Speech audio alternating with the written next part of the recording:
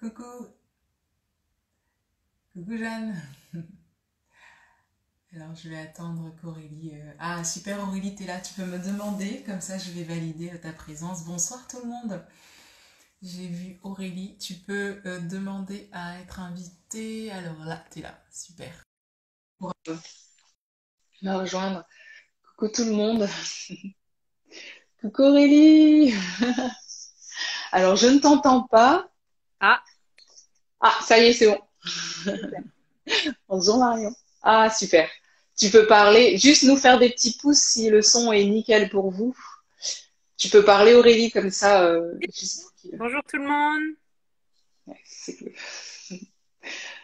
Alors moi je t'entends bien Aurélie, juste voir si vous pouvez nous dire, je suis là, toutes celles qui sont là, si c'est ok pour vous le son, avec un petit pouce. Ah bon, Super. ça va Aurélie? Ça va très bien. J'essaye juste de trouver un endroit où j'ai pas à tenir. Voilà, super. C'est mieux. Écoute, je suis très contente enfin, de partager avec toi ce soir. C'est, enfin, waouh, Merci Zina de m'inviter. c'est trop génial. Ah, c'est bon pour le son. Alors, on va commencer, si ça te va, avec une petite citation que j'ai un petit peu enfin, je trouve que ça regroupe un peu ton parcours que tu vas nous partager là en quelques instants avant qu'on commence, et ensuite je partagerai un tout petit peu le mien pour qu'ensuite on puisse rentrer dans le sujet tranquillement. Donc, je te la lis. Le succès, c'est aimer qui vous êtes, aimer ce que vous faites et aimer comment vous le faites. Le succès, c'est aimer qui vous êtes, aimer ce que vous faites et aimer comment vous le faites. Alors, c'est Maya Angelou qui a écrit cette citation. C'est une artiste écrivaine. Elle était très militante. C'était une afro-américaine. Voilà. Donc c'est une petite citation que j'offre à notre moment ensemble pour ouvrir un peu ce moment que nous allons partager avec tous ceux qui sont et celles qui sont là. Et en lien un petit peu avec ton histoire aussi. Enfin, j'ai trouvé que ça... Enfin, je sais pas si ça te parle. Oui, oui, ça me parle. Comme je dis toujours, on n'a pas choisi d'être là, mais on choisit ce qu'on fait de son moment ici. Donc, ça me parle. Oh, super. Voilà, donc comme il y a eu plein de petites choses dans tout ton parcours, enfin, je vais te laisser te présenter. Moi, je suis impressionnée parce que tu es entre l'Afrique et ici. Et tu nous raconteras justement comment ça joue aussi sur ce que tu fais, sur ta passion, sur ton blog et tout ça. Voilà, je te laisse présenter ta jolie personne parce que j'aurais pas assez de mots pour le faire. Merci Nina, c'est vraiment trop gentil. Donc bonjour à tout le monde, bonjour à mes followers qui sont arrivés chez toi, bonjour aux followers de Nina que je ne connais pas encore. Je suis vraiment contente d'être ici et le sujet sur lequel tu m'as demandé d'intervenir est un sujet sur lequel je ne parle pas beaucoup mais que j'ai étudié. Donc c'est aussi l'occasion d'en parler et d'entendre plus de témoignages, de s'enrichir mutuellement. Donc pour ceux qui ne me connaissent pas, je m'appelle Aurélie, Aurélie Balta. Je suis on va dire, aromathérapeute de formation, mais bon, c'est quelque chose que j'ai fait sur le tard il y a 5 ans. Et avant ça, j'ai un parcours plutôt sciences politiques, relations internationales, avec un travail toujours dans les organisations internationales ou pour l'Union européenne plus récemment, où je suis Excellent. actuellement diplomate et en poste en Afrique, dans un petit pays. Personne ne sait mettre sur Non. la y compris moi, quasiment avant le qui s'appelle le Malawi. Donc, le Malawi, c'est un petit pays de 18 millions d'habitants, donc c'est quand même pas mal. Ouais. Situé entre la Tanzanie, la Zambie et le Mozambique. Donc, pas de, il n'y a pas de mer, il y a un très très grand lac qui fait 500 fois le lac Léman, donc juste pour donner une Incroyable, idée ouais. de la taille. C'est énorme. C'est là où on a tourné Out of Africa, donc ça donne un petit peu une idée des paysages. De l'endroit où tu es, ouais. Voilà. Oh, excellent. Et avant, j'étais postée en Belgique pendant longtemps, où j'ai vécu, où un de mes enfants est né. Et j'ai aussi une maison de campagne, une petite ferme que je retape dans le sud de la France, où je suis actuellement à cause du coronavirus, puisque en Afrique, Ouais. la situation est un peu plus compliquée. Voilà. Bah Donc, oui, oui, tout à fait. ça, c'est un petit peu sur mon D'accord. parcours. Et puis, pourquoi on parle des plantes, pourquoi on parle du cycle féminin et aussi de la gestion du stress. On en avait parlé un petit peu. Oui, tout On a à une vie fait. bien remplie avec plein de choses à gérer. Eh bien, c'est tout simplement parce que je me passionne pour les plantes sauvages médicinales, pas simplement pour l'aromathérapie, et aussi les plantes sauvages comestibles. Et les plantes médicinales, quasiment, sont également comestibles, avec plus ou moins de goût. Oui, tout à fait. Voilà, c'est important de pouvoir combiner et le soin et le goût. Donc, exactement. voilà. Et ton parcours aussi, Nina, est quand même très impressionnant.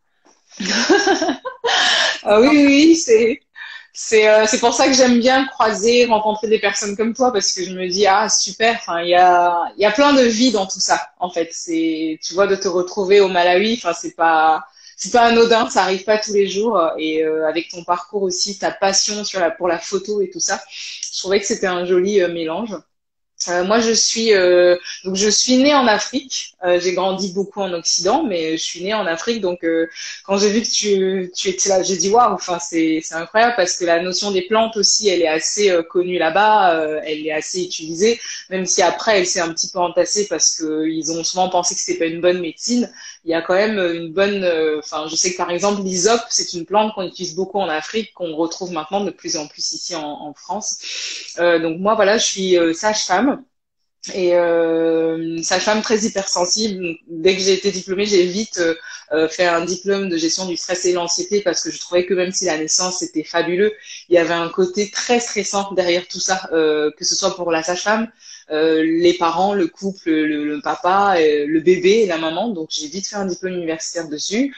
J'ai rajouté rapidement une formation d'acupuncture, donc je suis aussi acupunctrice. Et et puis tout ce qui était justement autour du yoga, donc j'ai fait 4 ans de yoga traditionnel, 2 ans de yoga thérapie, je suis allée en Inde et j'ai fait une formation de yoga adapté aussi pour pouvoir aller corroborer tout ça. Micronutrition, je pratique le EFT, j'enseigne à la fac des sports. Et j'ai moi-même des maladies chroniques, donc c'était aussi intéressant de voir un petit peu. Enfin, j'ai vu ton blog, tout ce que tu fais dedans, et je vois bien qu'aujourd'hui, si mon endométriose a régressé, c'est parce qu'il y a cette approche avec des médecines alternatives, toutes les médecines alternatives que je pratique, que je trouve vraiment hyper intéressante et d'un apport très très complémentaire quand la femme a pris connaissance de son corps et de son cycle. Et je trouvais que le thème était très bien. Quand tu m'as dit oh, le cycle féminin, je dis bah, c'est super parce qu'en fait on a un cycle menstruel qui va influencer notre cycle féminin. Et ce cycle féminin, en fait, il est en lien avec le stress qu'on peut vivre au quotidien et qui n'est pas comme le cycle des hommes puisqu'il y a quelque chose qui est en lien avec nos hormones. Et donc, je trouvais ça très intéressant de parler de ça puisque moi, j'ai des patientes justement qui sont en désir de grossesse que je vais accompagner avec toutes les approches de médecine alternative. J'ai des femmes après qui tombent enceintes, donc il faut, voilà, je suis là aussi. Et puis celles qui ont des pathologies qui arrivent, ben, je suis aussi là encore avec toutes mes approches pour pouvoir, et mes formations, mes diplômes, pour pouvoir les accompagner. Et donc je trouvais que t'avoir là aujourd'hui, c'était aussi une grosse chance parce que c'est une vision très complémentaire de ce que la nature peut nous offrir et comment est-ce qu'on peut l'utiliser en étant nous-mêmes alignés avec notre propre nature intérieure, tu vois. Donc voilà un petit peu pour les gens qui me connaissent pas, qui te suivent, qui te connaissent, pour mettre un petit peu de cadre dans les accompagnements que je fais, que ce soit en ligne ou en réel avec des ateliers. Et comme je t'avais dit, quand tu reviendras en Belgique, je vais t'appeler pour que tu viennes à Lille parce que c'est pas très loin. Donc voilà. Très bien, super. Bah, écoute, je ne sais pas comment tu veux commencer. Est-ce que tu veux que je donne un petit aperçu de ce que peuvent faire les plantes pour le cycle, vraiment quelques minutes, Oui, hein? oui, tu peux. On peut Après, on, commencer comme ça, ouais. voilà, on peut prendre des questions et puis tu interviens quand tu veux Tout à avec fait. tes Ouais, compétences toi aussi. on Donc, fait ça. voilà, j'ai fait un petit dessin. Je ne peux pas faire un partage d'écran, mais voilà. Donc, Excellent. j'ai fait un petit dessin. Il est à l'envers, évidemment, non? Ou tout le monde le Non, voit? ça va. On voit quand même tes courbes. Et attends, D'accord. je me rapproche. Si, Alors, si, ça va. donc, Il ce se sont met quand même. et donc c'est pour avoir une idée. Donc, ça, c'est le cycle menstruel. Donc, comme tu l'as très bien dit, les cycles féminins et le cycle menstruel, ce sont deux choses différentes. Euh, pour moi, le cycle féminin, c'est le cycle tout au long de la vie. C'est-à-dire Ouais, exact. à la puberté, l'arrivée dans l'âge adulte, le fait de pouvoir enfanter, Mhm. le changement aussi de notre peau, de notre masse osseuse, la préménopause, la ménopause. Exact. Voilà, donc ça, c'est pour moi les cycles de la femme. Mais évidemment, les cycles hormonaux influent beaucoup Ouais. sur l'évolution de notre vie de femme. Et donc, c'était important de faire un petit rappel de ça. Aussi parce que les plantes qu'on va utiliser peuvent être utilisées à différents moments du cycle menstruel Tout et à fait. de la femme. Donc, juste pour rappel, on divise en 4 grandes phases le cycle menstruel. Je Donc, vais juste enlever les commentaires. voilà, Je vais donc, juste désactiver les commentaires. Vas-y, c'est bon. Comme ça, on voit, il n'y a plus les commentaires. voilà. Je vais les remettre après. Donc, le point en haut de la courbe, hein, c'est l'ovulation. Ouais. Même si c'est un peu artificiel. Hein, encore une fois, c'est peut-être une vision d'homme hein, d'avoir mis l'ovulation tout en haut et les règles tout en bas, comme si l'ovulation était le summum de la vie d'une femme et que les règles, c'était vraiment l'horreur absolue. C'est vrai. Donc, merci beaucoup pour l'influence visuelle sur notre mental. Mais bon, vu que c'est comme ça qu'on les représente, on va continuer. Donc, on a, après les règles, une phase où on va être ce qu'on appelle en phase post-menstruelle. Donc, il va y avoir une poussée d'œstrogène. Donc, il y a 2 grandes hormones féminines. Il y en a encore plus, mais on va dire les 2 grandes, c'est l'œstrogène et la progestérone. Donc là, dans cette première phase, juste après les règles, on va être en montée d'énergie. Il va vraiment y avoir une énergie yang, donc une énergie masculine, hein, mais qui est vraiment une énergie qui a envie de s'exprimer, de sortir, qui va venir avec la poussée d'œstrogène. Puis on va arriver vers la phase d'ovulation, où il y a un pic d'œstrogène. Et ça correspond en termes lunaires avec la pleine lune. Hein. En général, nos cycles sont plus ou moins alignés avec les lunes, donc ça sera la pleine lune. Et puis après, on est dans une phase qu'on appelle prémenstruelle, qu'on peut entendre dans le terme syndrome prémenstruel. Tout à fait. On va en parler. Ouais. Et donc là, on est en lune descendante. Et on va plutôt avoir une montée de l'énergie yin, de l'énergie plus féminine, plus intériorisée. Et puis on arrive au moment des règles, des lunes, où là on est en plein dans une phase très yin. Et entre ces 2 phases, il y a une montée de progestérone. Et puis les 2 hormones à un moment vont chuter. Et c'est là que ça déclenche en fait les règles. Voilà. Les règles, ouais, tout à fait. Joli résumé.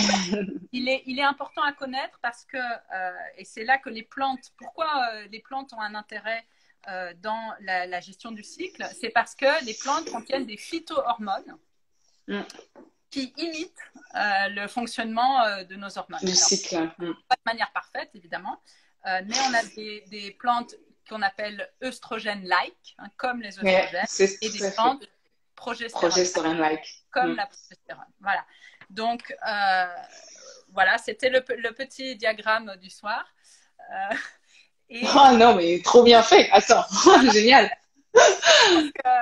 Donc, vous savez tout. Pourquoi est-ce qu'on utilise les plantes? C'est justement parce que tout au long de notre vie, donc dans nos différents cycles féminins et pendant les menstruations qui sont des cycles beaucoup plus courts, on va avoir des besoins en hormones féminines et ces besoins peuvent être complémentés par les plantes. Avec les plantes. Voilà. Ouais, super. Après, il y a des plantes qui ont d'autres usages qui vont plutôt toucher ou accompagner des symptômes qu'on peut éprouver. D'accord? Donc, la chute d'hormones peut provoquer plein de symptômes qu'on connaît sûrement toutes. Ça peut passer de la petite déprime passagère tout à fait. aux crampes abdominales. Qu'est-ce qu'il y a d'autre? Il y a des maux de tête aussi. Ouais, les seins tendus, seins tendus douloureux. Une sécheresse vaginale, par exemple. Qui va jouer sur la libido. Voilà, qui va jouer sur la libido. Donc tout ça, ce sont des symptômes sur lesquels les plantes peuvent agir indépendamment du fait qu'elles aient ou pas des hormones, des phytohormones en elles. Voilà. Donc on va vraiment avoir deux grands pots dans lesquels on va pouvoir trouver les plantes qui imitent les hormones pour aider dans la régulation du cycle et des plantes qui vont pouvoir aider pour soulager certains symptômes. Voilà. Tout à fait. Voilà. Et d'accord. On parlait de maladies chroniques. Les plantes qui régulent sont plus intéressantes sur le long terme sur des problématiques chroniques. Et les plantes asymptomatiques seront plus intéressantes sur ce qu'on appelle les maladies aiguës, les problèmes aigus, donc qui apparaissent à un moment, mais qui ensuite s'estompent. ou qui reviennent peut-être de manière cyclique, mais sur une Cyclique. assez... C'est une courte durée. Donc, Ouais. du coup, ce que tu nous expliques bien, c'est que, parce qu'il y a souvent ce besoin de consommation par les femmes de manière chronique comme ça, tout ce qui est plantes, huiles essentielles, tu expliques bien qu'en fait, il y a un moment, il faut déjà savoir un petit peu si ce qu'on a est d'ordre cyclique ou si c'est déjà son cycle qui est déjà comme ça. Donc, on va pas accompagner une femme qui est en périménopause ou une jeune fille qui va avoir ses règles avec une femme, par exemple, qui est en poussée d'endométriose ou alors qui reçoit plein d'hormones parce qu'elle est en parcours de PMA. Donc Voilà. ça, c'est déjà ce que tu es en train de nous expliquer. Ça, c'est top parce que ça remet vraiment les choses en place. On va peut-être commencer par juste nous dire, voilà, on a une jeune fille qui, son cycle commence. On va commencer par le début, entre guillemets. Elle a son cycle qui commence, tu vois, c'est pas encore très régulier, donc elle a déjà des petites douleurs qui s'installent. Donc souvent, moi, je sais que j'ai des mamans qui m'appellent, ma fille a des douleurs de règles, peut-être qu'elle fait l'endométriose. Donc moi, je suis souvent en train d'essayer de calmer le jeu avec justement tout ce qui est oméga et tout ça. Est-ce que justement pour ça, toi, tu as déjà une première base pour cette jeune fille, voilà, qui rentre dans la vie comme ça, dans sa féminité? Alors, pour les jeunes filles qui entrent dans la féminité, comme tu dis, comme un rituel, moi, je conseille d'aller plus vers le symptomatique, puisque comme elles sont en pleine construction, Mhm. c'est difficile de dire s'il y a des carences très claires, ou alors il faudra des examens médicaux plus approfondis. Complémentaire. Voilà, pour voir Hmm. si c'est vraiment quelque chose. Donc, si on parle de gêne, de crampes, de douleurs un peu imprécises, mais que comme c'est nouveau, la jeune fille ne peut pas vraiment exprimer la gêne ou le malaise dans lequel elle est, mais qu'elle peut montrer sur le corps, voilà. Sur le corps. Hmm. Ce que je propose, moi, c'est plutôt d'utiliser des massages avec Mhm. essentiel pour soulager les zones qui sont douloureuses. Et en général, D'accord. elles vont souvent se plaindre d'avoir des crampes Oui. Hmm. voilà, abdominales ou au niveau en dessous du nombril. Et donc là, le mieux pour ça, c'est une combinaison de 2 huiles essentielles. Mhm. Sont inoffensives à partir de 12 ans, donc elles peuvent parfaitement les Elles peuvent utiliser. Hmm. voilà, comme une dose pour adultes. Et donc, il s'agit, alors il y a 2 alternatives. Donc, il y a l'estragon, l'huile essentielle Oui, ouais, d'estragon. ça marche. Hmm. Mais il y a, en fait, elles sont plus ou moins interchangeables pour cette fonction. Il y a le basilic tropical aussi. Donc, Hmm. 2 huiles essentielles sont antispasmodiques. Donc, elles vont vraiment réduire les spasmes douloureux du tractus digestif et des muscles Ouais. autour. Et après, il y aura la camomille allemande ou matricaire, qui elle Hmm. a vraiment également une action calmante du système nerveux autonome. Et donc, le système Ok. nerveux autonome, ça concerne les muscles qu'on ne gère pas Oui, soi-même. oui, tout Tout à ce qui est fait. les Hmm. muscles des intestins, autour des intestins, des organes.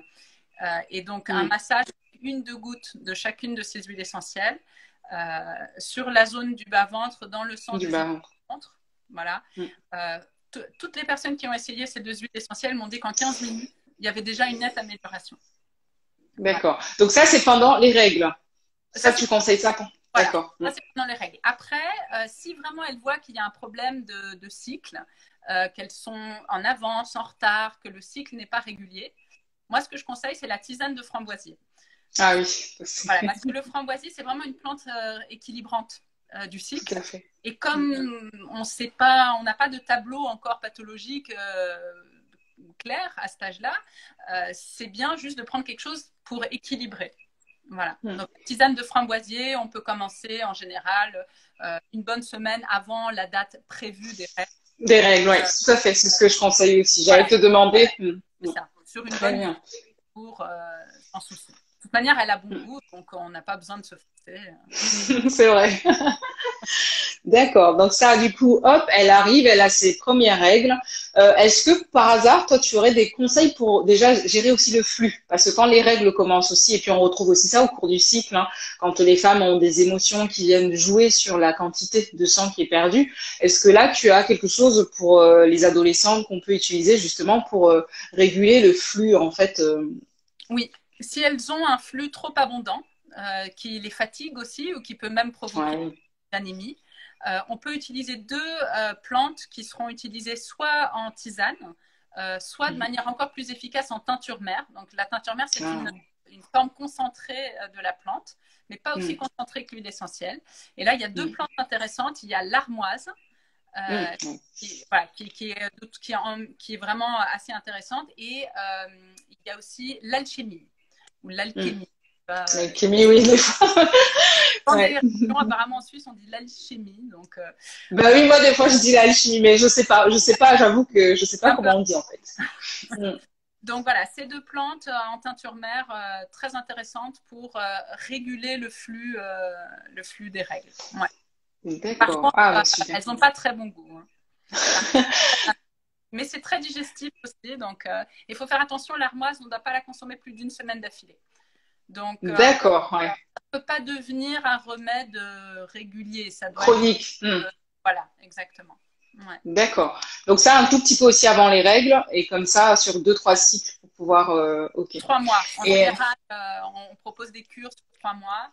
Et normalement, au bout de 3 mois, on a rééquilibré ou lissé le flux. Ouais. D'accord. Donc après, voilà, cette jeune fille, donc c'est bon, elle devient une femme. Et puis là, il y a plusieurs choses qui vont se mettre en place. Donc on a déjà parlé du flux, donc je pense qu'on peut réguler le flux aussi avec ces deux plantes dont tu parlais, une teinture de mer.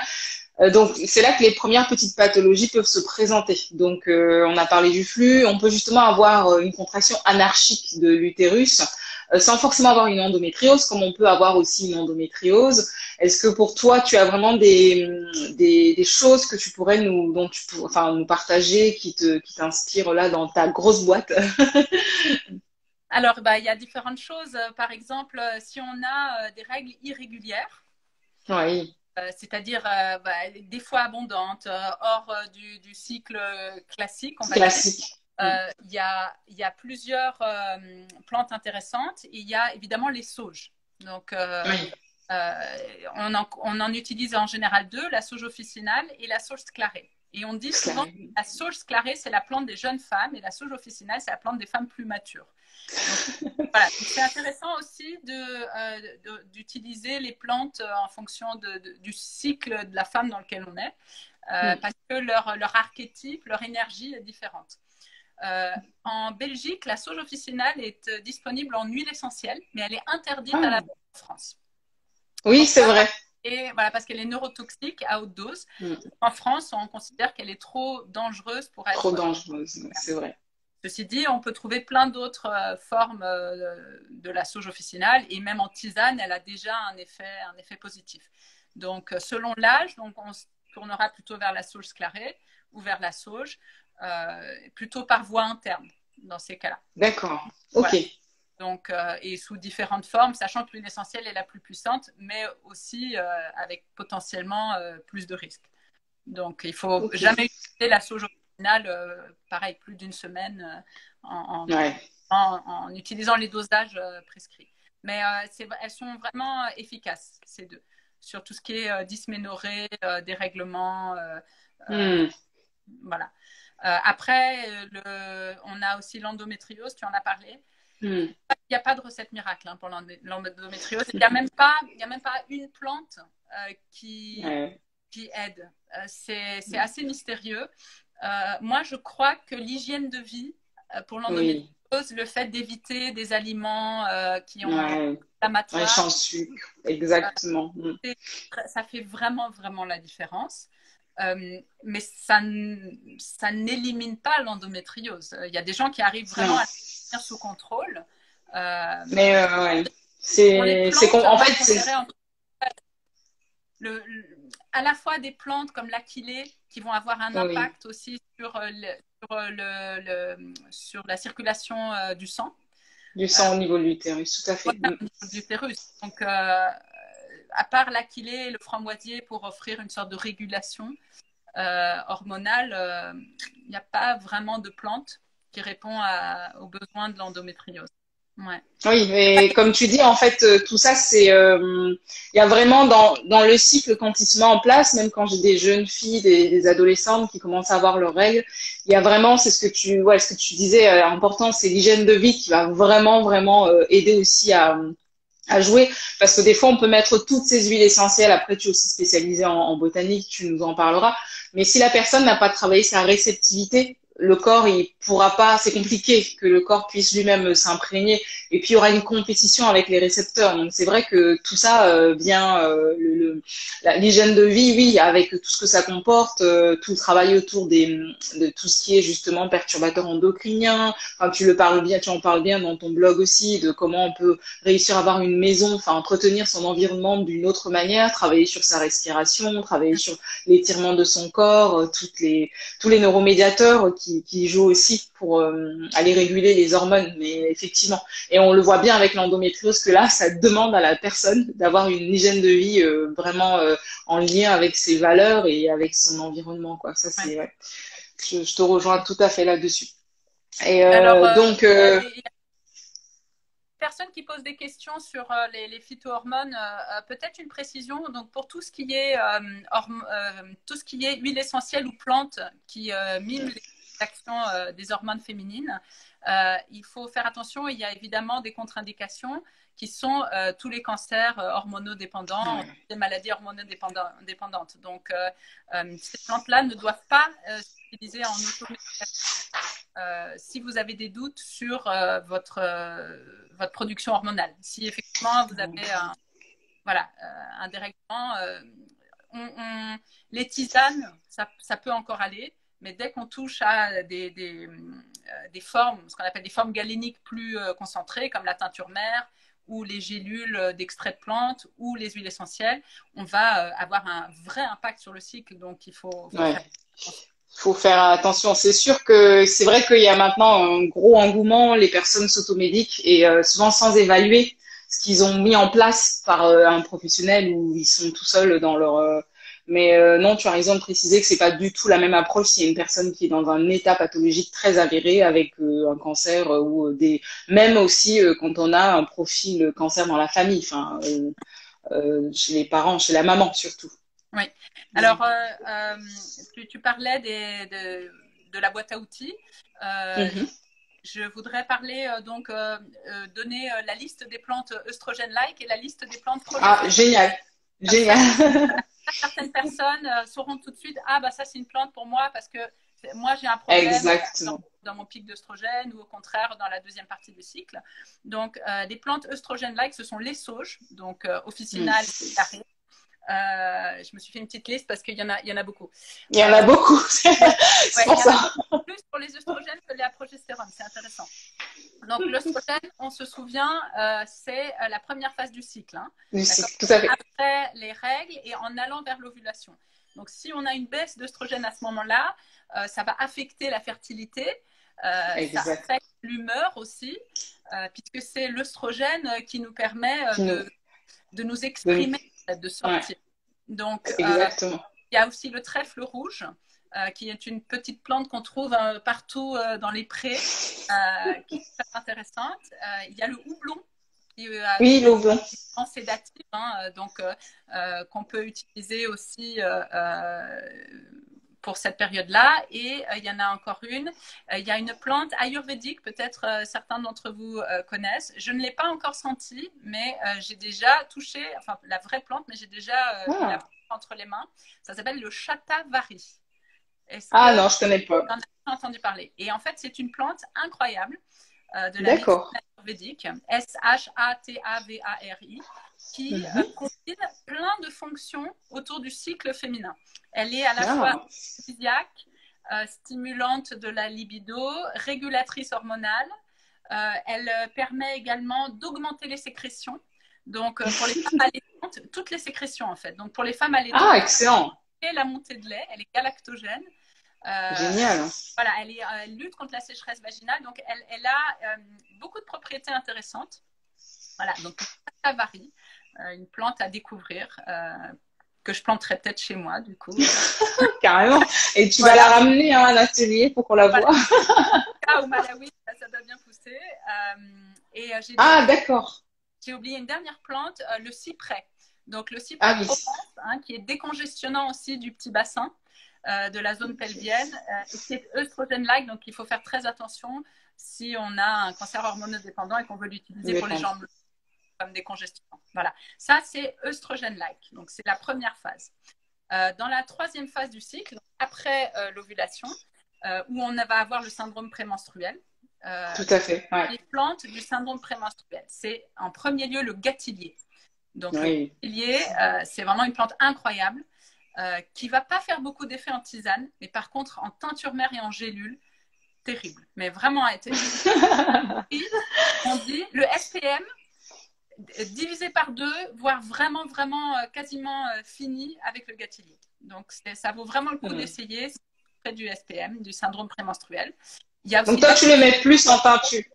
Et tu le mets plus en teinture de mer, du coup. Parce que moi, c'est souvent que je conseille beaucoup en tisane dès qu'on a fini l'ovulation et jusqu'à ce que les règles arrivent. Mais toi, tu le mets plus en teinture. Ben, c'est plus fort. C'est-à-dire, si on a un vrai handicapant qui nous empêche d'aller au travail et qui vraiment n'est pas gérable quoi, au quotidien, je propose direct la teinture mère parce que c'est... Et donc, tu le mets comment? Tu le mets sur une courte durée? Parce que c'est pareil, comme c'est fort, on peut pas le garder trop longtemps sur, tu vois...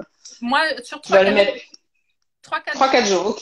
Ouais, 3-4 jours, le classique en teinture mère, voilà, les 10-15 gouttes. Et puis, voilà. Et en général, au bout de 2 ou 3 cycles, c'est déjà vraiment beaucoup mieux. D'accord, génial. Bah, écoute, voilà. Super. L'alchimie, c'est les 3 plantes progestérone-like les plus utilisées. Voilà. Donc, tu nous as dit la teinture de Galicier et tu as dit quoi d'autre? J'ai pas entendu les deux autres. J'ai entendu l'Achillée millefeuille. Ah, l'Achillée millefeuille, bah oui, tout à fait. J'avais pas. Ça, c'était dans cette phase-là, en préparation des règles et qui va aussi faire venir les règles si les règles sont en retard. Ah, super. Et contre les règles douloureuses, quand elles arrivent, un peu comme le framboisier, il faut prendre avant pour que ça fasse. Avant, ouais. Voilà. Tout à fait. Voilà. D'accord.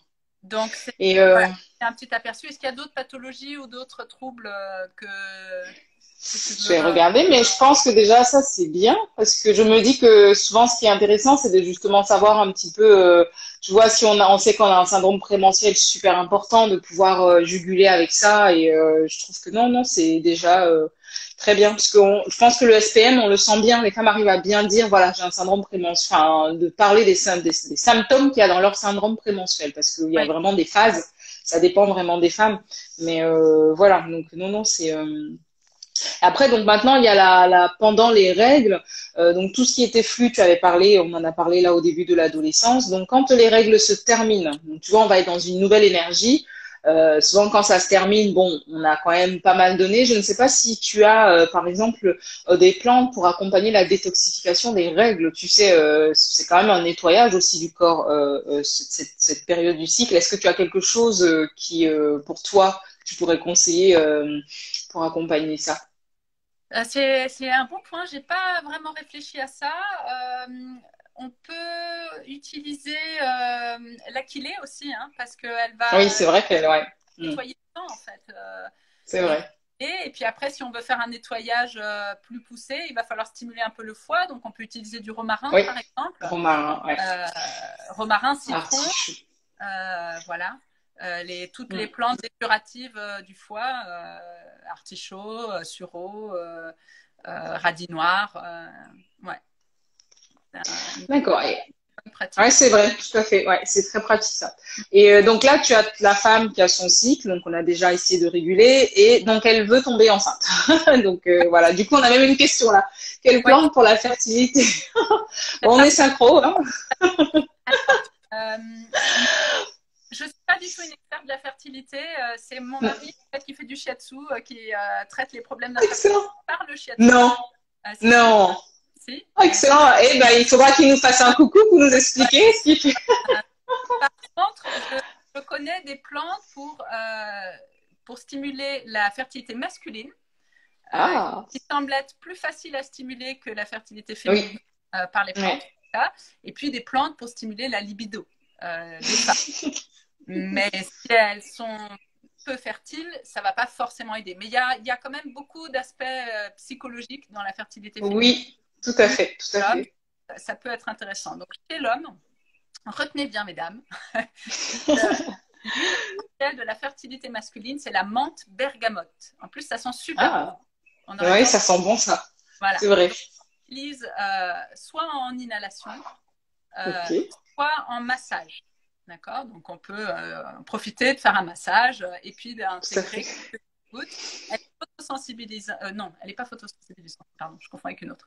Donc, voilà, menthe bergamote. Chez les femmes, bon, il y a les classiques roses de Damas qui coûtent très, très cher, mais qui est très Ouais. et surtout dans celle qui stimule la libido. Donc, il y a le shatavari, dont je vous ai parlé, Ouais, c'est ce que tu disais, ouais, tout à l'heure. essentiel. Et puis, il y a ylang ylang, Il en est, ouais. voilà, qui en plus est hypotensive. Donc, ça va vraiment faire tomber un peu les barrières que peut avoir la femme, réduire le niveau de stress avant d'être avec la personne avec qui on a envie de Oui. tenter. Ah, il y a un stress carrément. Enfin, Oui, oui, il y a déjà le stress à chaque rapport sexuel, donc effectivement, jouer avec les huiles, ça peut être très très intéressant. voilà. Après, il y a aussi le gingembre, si on veut stimuler la circulation du sang. Et donc d'avoir plus de sensibilité sur la peau, dans le corps. Encore le fragonia est intéressant, c'est pour les femmes qui manquent de yang. Donc les femmes qui sont très intériorisées, timides, donc pour s'ouvrir à sa sensualité, l'exprimer mieux, l'huile essentielle de fragonia. Il y a des gens, ils sont complètement dingues de cette odeur. Ils sont drogués à l'huile de fragonia. Voilà. Donc, ça, c'est quelques huiles à explorer. D'accord. Ouais. Je ne pense pas qu'il y en ait une, hop, on la prend. Oui, et c'est très complexe, la fertilité tout à féminine. fait. Non, mais c'est ce qu'on. Toi. Ouais. Alors moi, je sais que souvent, avant de mettre des huiles, je vais souvent vers le ylang-ylang beaucoup aussi parce que je trouve vraiment, même dans les ateliers, je vais l'utiliser, massage du ventre, tout ça. Et j'ai beaucoup travaillé dans la fertilité féminine. C'est vraiment tout ce qui va être travail de la respiration dans le petit bassin. Parce que souvent, c'est des femmes, comme tu disais, il y a ce problème de timidité, beaucoup, même si c'est des femmes hyperactives, quand on creuse un peu, elles sont timides avec leurs émotions, l'expression de ce qu'elles sont.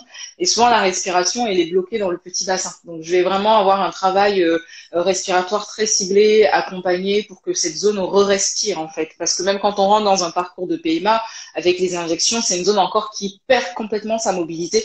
Et qui dit zone moins mobile, ça veut dire que toutes les fascias qui sont autour, tout ce qui est, ça va pas aussi faciliter justement la petite mobilité des gamètes. Donc voilà, c'est vraiment, j'ai beaucoup travaillé en émotionnel dans le parcours de la femme, comprendre un peu comment son schéma de future maman et puis d'enfant s'intègre un peu dans son histoire, comment est-ce que elle est au quotidien dans la gestion de ses émotions, parce que c'est quelque chose que j'ai remarqué dans les accompagnements, que c'est assez fort la place des émotions dans ces parcours de PMA.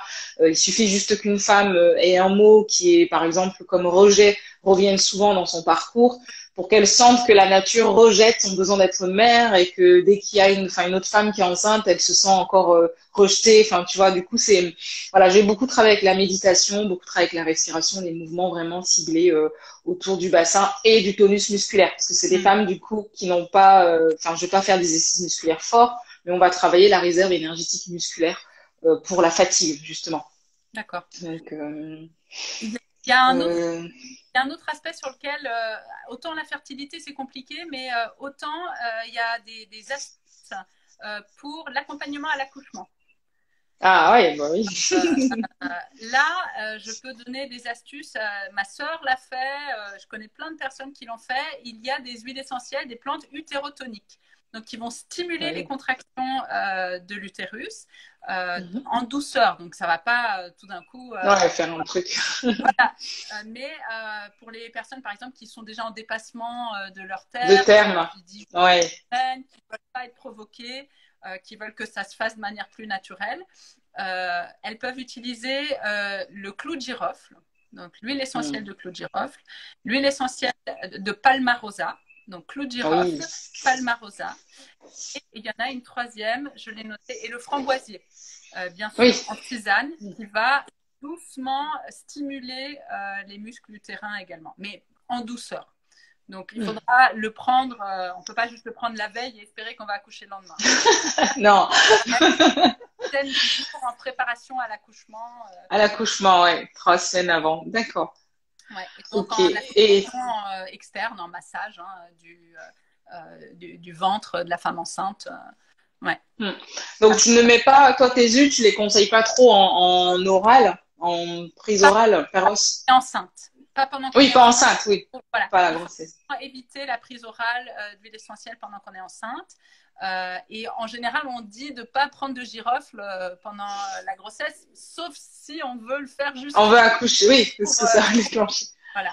Donc, Ouais. en temps normal, il faudra éviter à tout prix. Au 6e mois, il ne faut pas prendre Non, ouais, c'est clair. voilà.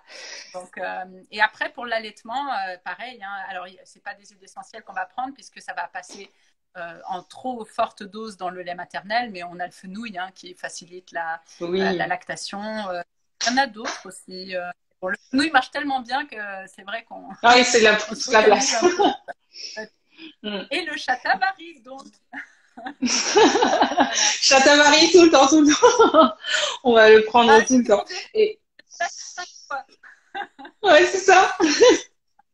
Et donc, alors, on avait parlé justement de l'impact du stress dans le cycle parce que justement, oui, et le postpartum. Est-ce que, juste pour qu'on ait bien clôturé un peu la femme dans son petit parcours là, et je Ouais. pense qu'on avait une question sur la ménopause, comme ça, après je vais regarder. J'ai Donc voilà, la femme elle accouche, tout ça, elle est fatiguée. Donc tu vois, il y a une grosse fatigue, et puis il y a une demande de cet enfant, il y a une fatigue psychique, musculaire aussi. Est-ce que pour tout ça, en fait, tu as des petites plantes ou même des macérats qu'on peut utiliser dans cette période assez complexe de la femme, tu vois, qui est... Alors, il y a des huiles essentielles très utiles contre le baby blues, Oui, la déprime passagère. Mais après, chaque petit blues postpartum naît de quelque chose qui est unique. Donc, il n'y a pas ouais, de recette. exactement. Il n'y a pas de recette qui marche pour tout le monde. Mais on va dire que dans les huiles essentielles qui vont vraiment stimuler la joie de vivre et permettre de se raccrocher à quelque chose qui est vraiment de l'ordre euh, comment dire, accepter ce qui est en fait dans Mm. toute vitalité. Ça va être la lycée citronnée, donc il y a une très très belle odeur, un peu comme la verveine, mais plus subtile. Et puis ça va être la mélisse aussi. La Ah, mélisse mais qu'on peut prendre en ouais, tisane, foncé. prendre en huile essentielle, qu'on peut prendre en teinture mère qui est merveilleuse, donc, mais qui est très légèrement oestrogène-like, mais vraiment très très légèrement. Donc Ah, ok. c'est pas plus mal. Faudra, si on allait, ça peut tout petit peu perturber le cycle, mais a priori non. Ah, Il y a plein de gens qui prennent des tisanes de mélisse pendant l'allaitement. oui, Et voilà. carrément. Mm. Litchi citronné, mélisse, verveine aussi, Oui. qui donne l'envie de vivre en fait. L'odeur citronnée, l'odeur d'agrumes, ça raccroche à la vie. Voilà. Mm. Euh, D'accord.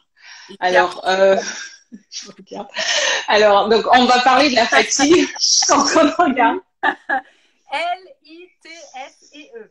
La Litsée. C'est une petite plante qui vient de Ouais. Chine, d'Asie du Sud-Est, mais qui donne beaucoup, donc qui coûte pas cher en termes d'huile essentielle. Non, ça va. Voilà. Alors, on allait parler justement de la fatigue et on a une question sur la sérotonine. Oui, Donc, effectivement, on sait bien que même pour les contractions durant le cycle, plus on aura de sérotonine, plus l'utérus aura une contraction moins anarchique et donc ça dépend aussi de la sérotonine. Tout ça, tous ces neuromédiateurs, en fait, ces hormones sont liés ensemble. Mais est-ce qu'il y a une tisane pour ça ou enfin, un macérat, une plante? Je ne sais pas. Moi, je n'ai pas connaissance de ça. Peut-être qu'Aurélie elle a ça dans sa boîte magique, mais moi, c'est plutôt des petits mélanges de plantes que je donne pour essayer d'avoir une synergie, quoi. Mais alors je pense qu'effectivement, pour augmenter la sérotonine, les agrumes peuvent être intéressants. hmm, Et notamment la fleur d'oranger, le néroli, ouais. elle a à la fois une action apaisante du système nerveux et en même temps stimulante toutes les agrumes ont cette joie de vivre. Hein. Donc, donc la fleur d'oranger va être très intéressante, je pense. Après, elle n'est pas donnée en huile essentielle, mais on peut aussi la boire en hydrolat. Ou l'utiliser en vaporisateur, par exemple, une eau florale de fleurs d'oranger, ça peut être intéressant. Ouais. Il y a la camomille noble. D'accord, oui. voilà, ça c'est les classiques. Ouais, je pense que ces deux-là auront un effet apaisant. Après, si on voit on est vraiment très bas au niveau vitalité, aussi, on peut ajouter des huiles essentielles qui vont stimuler les glandes corticosurrénales. Donc, Oui. les glandes corticosurrénales, c'est les glandes qu'on a au-dessus des reins. Hein, donc, vous voyez pas, mais je fais le geste, ça ne sert pas à grand-chose. Si on voit, on voit. Il faut imaginer les reins. Il y en a deux qui sont intéressantes, mais pour la femme, en général, on conseille souvent l'épinette noire, donc qui est Ah oui, l'épinette noire. voilà, Ouais. un conifère. Et donc, on va masser sur la zone des reins et qui va donner vraiment un petit coup de fouet. Donc, pareil, en cas de postpartum un peu difficile ou on n'arrive pas vraiment à remonter la pente, on est trop fatigué par les réveils intempestifs la nuit, Ouais. l'allaitement, etc. Donc là, une combinaison entre fleur d'oranger ou camomille et épinette noire, Épinette noire. ça va permettre de passer le cap. Ouais. D'accord. Et je pense qu'on... Vas-y, je t'ai coupé. Vas-y. Je voulais juste préciser que si on utilise des huiles essentielles, bon, il y a beaucoup de précautions à prendre, mais il ne faut jamais dépasser 21 jours. Ah oui, ça c'est ouais, je suis d'accord, voilà. tout à fait. Ouais. Une fenêtre thérapeutique, ce qu'on appelle la fenêtre thérapeutique, d'au moins une semaine. Il ne faut jamais prendre des huiles essentielles toute la journée en continu sur des mois. Ça, il faut absolument éviter. Ouais, c'est clair. Là, les récepteurs, ils vont être obturés, enfin, c'est sûr. Ouais. Mais bon, t'as raison. On prend en interne. Ouais. T'as trop raison de le dire. On a oublié la ménopause. On a eu des questions dessus. Mais je crois qu'il y a une personne qui a dit sauge et aubépine pour les bouffées de chaleur. Donc, on a eu, voilà. Bonsoir, allez vous parler ce soir de la ménopause et des bouffées de chaleur. Mais il y a Caro qui a répondu déjà. Mais voilà, si tu as quelque chose à dire. Il y a plein de choses. Hein. Pour la ménopause, on va utiliser la sauge sclarée qui va avoir notamment un effet sur les bouffées de chaleur. Donc là, c'est très intéressant. Il y a une synergie assez complète. Je ne sais pas si certains d'entre vous connaissent le livre Femmes essentielles d'Aude Maillard. Donc, c'est une aromatologue pharmacienne. Je sais pas si je connais. Non, c'est pas celui-là que j'ai. Non. Et il est vraiment très, très complet. Il est donc sur les grands cycles de la femme. Et pour chaque cycle, il va avoir des conseils de santé, des conseils cosmétiques et des conseils de bien-être un peu naturaux, de naturopathe comme ça. Donc, un livre vraiment très complet. Et elle a une synergie. Je me souviens que de la sauge clarée dedans, mais il y a une synergie que j'avais donnée à ma belle-mère quand elle avait ses bouffées de chaleur qui l'a aidée. Ça n'a pas éliminé complètement, mais en tout cas, ça a permis de passer le cap, de mieux vivre cette période-là. Donc, en priorité, la sauge clarée sur un sucre ou dans de l'huile d'olive le matin, le soir, il faut faire sur 3 mois des cures de 10-15 jours. D'accord. Et super ça. Et donc du coup, parce que j'avais encore deux petites questions, mais on va essayer de. Comme je sais que tu fais tout ce qui est maison verte, on va en parler. Est-ce que pour tout ce qui est fatigue, stress, tu sais, on peut avoir vraiment tout. Il y a des femmes pendant tout leur cycle, elles sont tout le temps fatiguées, que ce soit même si le cycle est fini. Elles ont cette sensation de fatigue tout le temps présente. Est-ce que voilà, tu as des synergies pour ça? Est-ce que il y a par exemple des plantes à consommer même que tu sais qui peuvent être prises, que tu peux nous donner si tu as des petits conseils, des petits tips dessus? Alors, la fatigue, il faut essayer de comprendre d'où elle vient.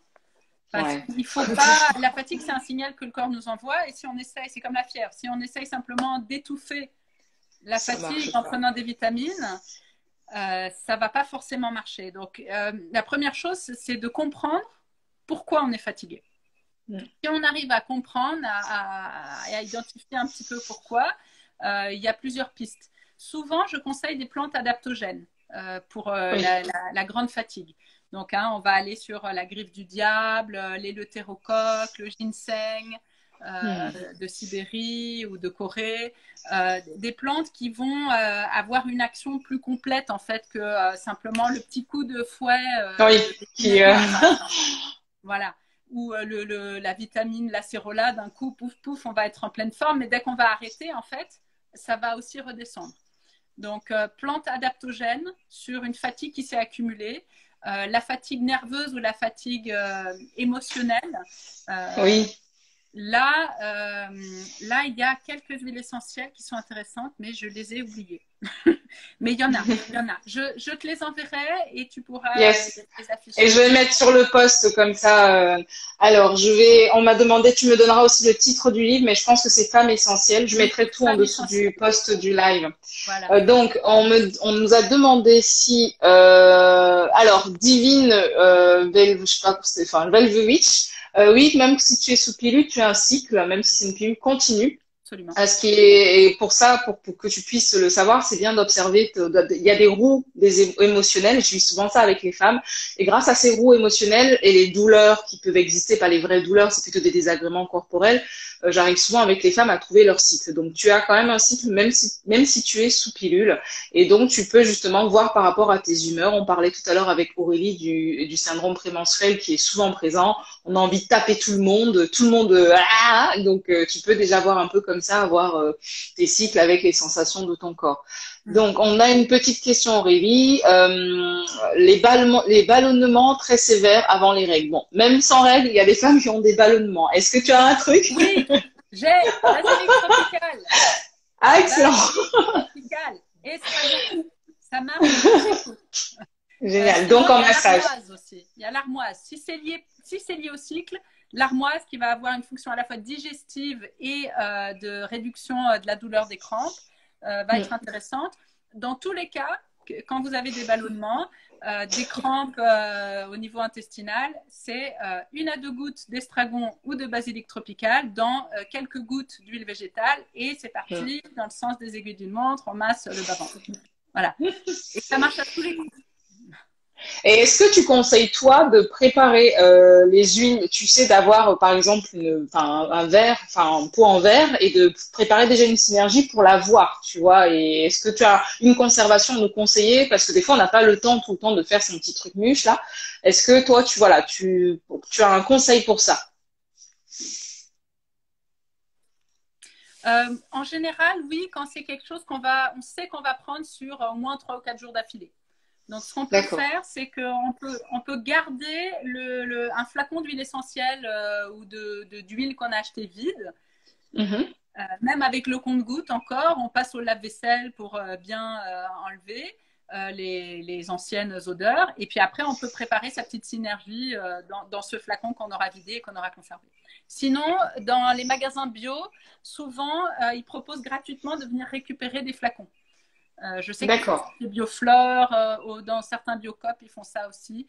Donc, on peut toujours récupérer des petits flacons et puis faire ces synergies. Et ça se conserve au moins 1 mois sans avoir besoin de mettre un conservateur. Oui, c'était pour ça que je te posais aussi la question. Du coup, il ne faut pas le faire pour l'année suivante, quoi. Il faut le faire si on va avoir plusieurs jours de traitement. Ouais. D'accord. Et tu as en quantité d'huile, comme tu disais, 3-4 gouttes, mais finalement, si on le fait dans sa petite boîte, dans sa petite boîte en verre, est-ce que toi, tu as des dilutions particulières que tu conseilles ou Oui, ça va dépendre de chaque huile essentielle. Par exemple, le basilic tropical est un peu irritant pour la peau. Donc, il ne faut jamais dépasser 20% de l'huile essentielle dans l'huile végétale. Donc, on va mettre 1 goutte pour 5 gouttes d'huile d'olive, par exemple. Voilà. Donc, ça va dépendre en fait de chaque huile essentielle. Il n'y a pas de recette. Recette fixe. Voilà. Alors, on avait une question sur la combinaison dont tu avais parlé pour le postpartum avec l'allaitement. Est-ce que c'est possible avec l'allaitement et on nous demande aussi, est-ce que c'est possible d'utiliser de l'huile de lavande quand on allaite? Oui, alors, on peut utiliser les huiles essentielles en application locale et en inhalation pendant l'allaitement. Certaines, hein. Il y en a qui vont interférer avec le cycle hormonal, donc on va éviter. Mais celles dont j'ai parlé en postpartum, il n'y a aucun souci, on peut les respirer. D'ailleurs, le psycho-émotionnel, l'impact psycho-émotionnel des huiles essentielles se manifeste le mieux par l'olfaction, puisque nos émotions sont déterminées en grande partie aussi par ce qu'on respire. Quand on dit je peux pas le sentir, c'est vraiment au sens propre. Voilà. Donc, il n'y a aucune contre-indication avec l'allaitement ou même avec la grossesse sur un certain nombre d'huiles essentielles qui sont autorisées pendant la grossesse. Et pour la lavande, c'était par rapport à quel usage? À l'allaitement. Je pense qu'elle a mis est-ce que je peux Aucun souci tant que ce n'est pas sur la poitrine ni par voie interne. Voilà. Donc, si elle a une piqûre de moustique et qu'elle veut mettre de l'huile essentielle de lavande sur sa piqûre de moustique, diluée dans de l'huile, il n'y a pas de souci. Super. Ah, ok. On a une question. Avez-vous des solutions pour des problèmes d'acné de la femme? Alors, les De problèmes Caroline. d'acné de la femme mature, oui. Il y a 2 huiles essentielles qui fonctionnent très bien sur l'acné, qu'elles soient hormonales ou pas d'ailleurs. Donc, il y a le tea tree. Ah oui, titri. Ouais. Voilà, mais il y a le manuka qu'on connaît surtout sous forme de miel. Donc, il va avoir une action cicatrisante très importante. Mais il en existe une huile essentielle qui est absolument fabuleuse sur les boutons d'acné. Et vraiment assez extraordinaire. Voilà. Donc, on peut diluer ou mettre pur selon qu'on a une peau qui accepte facilement l'huile sur le visage ou pas. Ça dépend un petit peu de sa production de sébum. Mais ces deux, et si c'est hormonal, on peut rajouter la sauce clarée en application locale. Voilà. D'accord. Et est-ce que là, pour toi, comme tu touches beaucoup en plantes, tu t'y connais beaucoup, est-ce que tu as des plantes qu'on peut commencer à cueillir, à conserver pour traverser comme ça l'automne sans être en Oui, mode alors par exemple, là, on va arriver au 24 juin. Le 24 juin, c'est la Saint-Jean. C'est une période très propice pour la cueillette. On va dire le solstice d'été, hein, où l'énergie solaire est à son maximum.